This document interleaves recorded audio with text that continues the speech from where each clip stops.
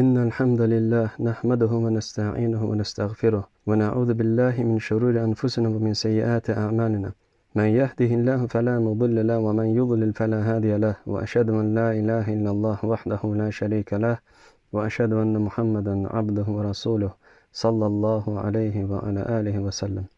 Əziz uşaqlar, həyatda hər bir insan özünə örnək axtarır. Kimsə məşhur idmançını, kimsə aktyoru, kimsə də sosial şəbəkələrdə tanınan insanları özünə nümunə seçir. İnsan təbiəti belə yaradılmışdır. Sevdiyi insanın danışığını, davranışını və həyat tərzini istər-istəməz təqlid edir. Biz də özümüzə sual verməliyik. Biz kimə bənzəməliyik? Bir müsəlman üçün ən böyük örnək Allahın peyğəmbərləridir. Allah onları seçib, müxtəlif vaxtlarda insanlara göndərib ki, onlar insanları tövhədə çağırsınlar, şirkdən və ona aparan bütün yollardan çəkindirsinlər. Və biz sizinlə bilirik ki, peyğəmbərlərin ən fəzilətlisi Allahın sonuncu peyğəmbəri və elçisi Məhəmməddir, sallallahu aleyhi və səlləm. Onlardan sonra isə insanların ən xeyirliləri Məhəmməd peyğəmbərin sallallahu aleyhi və səlləm sahabələridir. Sahabə kimə deyilir? Peyğəmbəri sallallahu aleyhi və səlləm görüb, ona iman getirmiş və İslam üzərində vəfat etmiş insana sahabə deyilir. Sahabələr Quranın nazil olmasına şahid olmuşdular. Ayələrin hansı hadisə ilə əlaqədar nazil olduğunu görmüşdülər. Peyğəmbərin sallallahu aleyhi və səlləm sözlərini, əməllərini və əxlaqını birbaşa ondan öyrənmişdilər. Bugün biz Quranı oxuya biliriksə, Peyğəmbərin sallallahu aleyhi və səlləm hədislərini öyrənə biliriksə, İslamın hökmlərini tanıyırıqsa, Allahın izni ilə bunun ən böyük səbəblərindən biri sahabələrin bu dini qoruyub sonraki nəsillərə çatdırmalarıdır. Buna görə də İslam alimləri deyiblər ki, sahabələrin həyatını öyrənmək sadəcə maraqlı tarixi hekayələr oxumaq deyil. Onların həyatını öyrənmək İslam dinini düzgün başa düşməyin və daha yaxşı müsəlman olmağın əsas yollarından biridir. Sahabələrin həyatını öyrənməyin əhəmiyyətini vurğulayan bir sıra səbəblər var. Gəlin bunlardan bəzilərini sadalayaq. Birincisi, Allah sahabələrdən razı qalmışdır. Sahabələrin həyatını öyrənməyimizin ən böyük səbəbi onların Allah tərəfindən təriflənmiş insanlar olmasıdır. Uca Allah Tövbə surəsinin 100-cü ayəsində belə buyurur.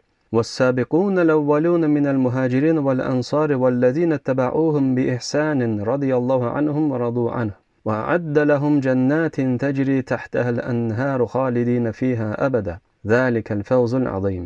Mühacirlərdən və ənsardan olan ilk iman getirənlərdən, həmçinin onlara gözəl şəkildə tabe olanlardan Allah razıdır, onlar da Allahdan razıdırlar. Allah onlar üçün altından çaylar axan cənnətlər hazırlamışdır. Onlar orada əbədi qalacaqlar. Bu böyük qurtuluşdur. Bu ayədən bizə aydın olur ki, Allah yalnız mühacir və ənsarı tərifləməmişdir. O həm də onlara gözəl şəkildə tabe olanları tərifləmişdir. Bu isə o deməkdir ki, müsəlman üçün doğru yol yeni yol axtarmaq deyil, Allahın razı qaldığı insanların, yəni sahabələrin yolu ilə getməkdir. Deməli, sahabələrin həyatını öyrənmək bizi Allahın razılığına yaxınlaşdırır. Abdullah ibn Məsud radiyallahu anhu, Allah ona razı olsun, demişdir. Kim özünə nümunə seçmək istəyirsə, Peyğəmbərin sallallahu aleyhi və səlləm vəfat etmiş sahabələrinin nümunə götürsün. Çünki yaşayan insanın gələcəkdə doğru yoldan çıxmayacağına heç kim zəmanət verə bilməz.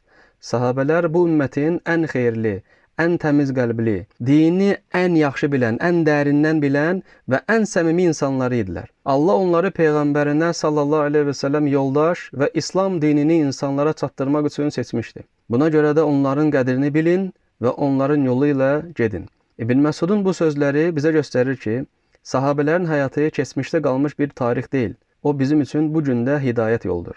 Sahabələrin həyatını öyrənməyin ikinci səbəbi budur ki, onlar insanların ən xeyirli nəslidir. Onların üstünlüyünü birbaşa Peyğəmbər sallallahu aleyhi və səlləm özü xəbər vermişdir. O, sallallahu aleyhi və səlləm belə buyurmuşdur. Xayrun nəsi qarni, thumməl-ləzīnə yəlunəhum, thumməl-ləzīnə yəlunəhum. İnsanların ən xeyirlisi mənim nəslimdir, sonra onların ardınca gələnlər, sonra da onların ardınca gələnlər. Bu hədis bizə öyrədir ki, gözəl iman sahibi olmaq, gözəl əxlaqlı davranmaq, Allahı sevmək və ondan qorxmaq, ibadətləri düzgün yerinə yetirmək, valideynlərə hörmət etmək və digər yaxşı əməllər etmək istəyiriksə, sahabələrin həyatına baxmalıyıq. Çünki onlar bu xüsusiyyətlərin ən gözəl nümunəsi idilər. Və insan xeyirli insanları tanımadan özü də xeyirli ola bilməz. Sahabələrin həyatını öyrənməyin əhəmiyyətini bizə göstərən üçüncü səbəb budur ki, Onlar Quran və sünnəni ən doğru başa düşən insanlar idilər. Bu cür insanlar eyni ayəni oxuyurlar, lakin müxtəlif nəticə çıxarırlar. Eyni hədisi oxuyurlar, lakin fərqli fikirlər söyləyirlər. Bəs doğru anlayış hansıdır? İslam alimlərinin cavabı çox sadədir. Quran və sünnə sahabələrin başa düşdüyü kimi başa düşülməlidir. Çünki onlar Peyğəmbərin sallallahu aleyhi və səlləm tələbələri idilər. Onlar ayələrin nazil olmasını görürdülər. Onlar suallarını birbaşa Peyğəmbərə verirdilər. Onlar vəhy nazil olan mühitdə yaşayırdılar. Bütün bunlara görə sahabələr Allahın elçisinə nazil olan ayələri və onların mənalarını hamıdan yaxşı bilirdilər. Deməli, kim İslam dinini düzgün anlamaq istəyirsə, sahabələrin həyatını öyrənməlidir. Dördüncü səbəb, sahabələrin yolu ilə getmək bidətlərdən və azğın firqələrdən qoruyur. İslam tarixində müxtəlif firqələr yaranmışdır. Onların hər biri Qurandan və hədisdən dəlil gətirdiyini iddia etmişdir. Bəs müsəlman hansının doğru olduğunu necə müəyyən edə bilər? Uca Allah Nisa surəsinin 115-ci ayəsində bunun meyarını göstərmişdir. وَمَنْ يُشَاقِقِ الرَّسُولَ مِنْ بَعْدِ مَا تَبَيَّنَ لَهُ الْهُدَى وَيَتَّبِعْ غَيْرَ سَبِيلِ الْمُؤْمِنِينَ نُوَلِّهِ مَا تَوَلَّى وَنُصْلِهِ جَهَنَّمَ وَسَاءَتْ مَصِيرًا. Kim özünə doğru yol bəlli olduqdan sonra Peyğəmbərə qarşı çıxar və möminlərin yolundan başqa bir yolla gedərsə, onu seçdiyi yolda buraxarıq və cəhənnəmə daxil edərik. Ora necə də pis dönüş yeridir. İslam alimləri demişlər ki, bu ayədəki möminlərin yolu deyildikdə sahabələr nəzərdə tutulur. Çünki Peyğəmbərin sallallahu aleyhi və səlləm vaxtında yaşayan möminlər elə onun sahabələri idi. İmam Əhməd ibn Həmbəl, Allah ona rəhm etsin, məşhur Usul-ü Sünnə əsərində yazır. Sünnənin əsaslarından biri Allahın elçisinin sallallahu aleyhi və səlləm sahabələrinin tutduğu yoldan möhkəm yapışmaqdır. Usul-ü Sünnə kitabı ümumiyyətcə İslamda əqidə kitablarından sayılır. İmam Əl-Bərbahari, Allah ona rəhm etsin isə deyirdi. Bil ki, din yalnız əsərlərə tabi olmaqdır. Əsərlər isə Allah Rəsulunun sahabələrinin rəvayət etdikləridir. O bunu Şərh-ü Sünnə kitabında qeyd edir. Bu gün internetdə müxtəlif dini fikirlərlə rastlaşırıq. Bəzən insanlar Quranda belə yazılıb, hədisdə belə deyilir deyərək yeni fikirlər irəli sürürlər. Müsəlman gənc isə belə şeylərlə üzləşəndə özünə bu suallar verməlidir. Sahabələr bu ayəni necə başa düşmüşdülər? Peyğəmbərin bu hədisini onlar necə tətbiq etmişdilər? Sahabələr İslamı birbaşa Peyğəmbərdən sallallahu aleyhi və səlləm öyrənmişdilər. Buna görə də dini ən düzgün başa düşən insanlar onlar idi. Əgər bu gün eşitdiyimiz bir dini fikir sahabələrin öyrəndiyi və yaşadığı İslama uyğundursa, onu qəbul edə bilərik. Amma əgər bu fikir onların yoluna ziddirsə, ondan uzaq durmalıyıq. Buna görə də sahabələrin həyatını öyrənmək bizi bidətlərdən və yanlış dini fikirlərdən qorumağa kömək edir. Beşinci səbəb, sahabələrin həyatını öyrənmək onlara məhəbbəti artırır və bu imanın əlamətlərindəndir. İnsan tanımadığı birini həqiqətən sevə bilməz. Buna görə də sahabələrin həyatını oxumaq onlara qarşı məhəbbət yaradır. Onların Allaha itaətlərini, Peyğəmbərə sallallahu aleyhi və səlləm tabi olmalarını, səbr və fədakarlıqlarını öyrəndikcə müsəlmanın qəlbində onlara qarşı hörmət və sevgi artır. Bu məhəbbət sadəcə bir hiss deyil, dinimizin bir hissəsidir. Peyğəmbər sallallahu aleyhi və səlləm buyurmuşdur. Əyətül imani hubbul ənsar və əyətün nifaq buğdul ənsar. Ənsarı sevmək imanın əlamətidir. Onlara nifrət etmək isə nifaqın əlamətidir. Nifaq yəni ikiyüzlülük, münafiqlik.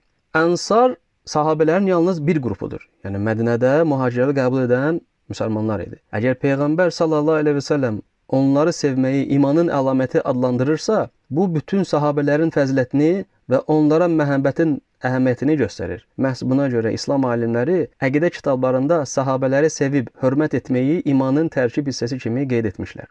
Uşaqlar, deməli biz Peyğəmbərimizin sahabələrini sevməliyik və onlardan heç birinə qarşı qəlbimizdə kin saxlamamalıyıq. Sahabələrin həyatını mütəmadi oxuyan hər bir müsəlman onların necə böyük insanlar olduqlarını anlayır və onun qəlbində onlara qarşı sevgi daha da möhkəmlənir. Əziz balalar, bu gün insanlar özlərini müxtəlif nümunələr seçib onlara bənzəməyə çalışırlar. Müsəlmanın da nümunələri Allahın seçdiyi və Peyğəmbərinin sallallahu aleyhi və səlləm tərbiyə etdiyi sahabələrdir. Onların həyatını öyrənmək bizə çoxlu faydalar öyrədir. Məsələn, Allahın razılığına necə nail olmaq olar? Quranı və sünnəni necə düzgün başa düşmək lazımdır? Bidətlərdən və yanlış fikirlərdən necə qorunmaq olar? Allahın əmrinə necə dərhal itaət edək? Və bunlar hamısı və digər faydaları biz sahabələrin həyatını öyrənməklə öyrənirik. İslam alimləri təsadüfi olaraq sahabələrin yolunu ən doğru yol adlandırmamışlar.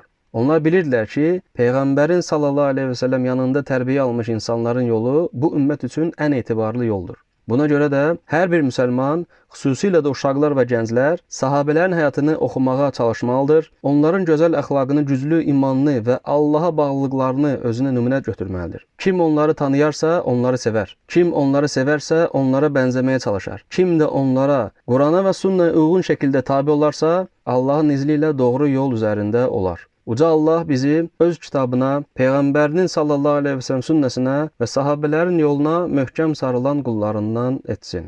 Bugünlük bu qədər. Subhanakallahumma bihamdik. Əşhədu en la ilahe illa ent. Estağfirukallahu və etûbü ileyk.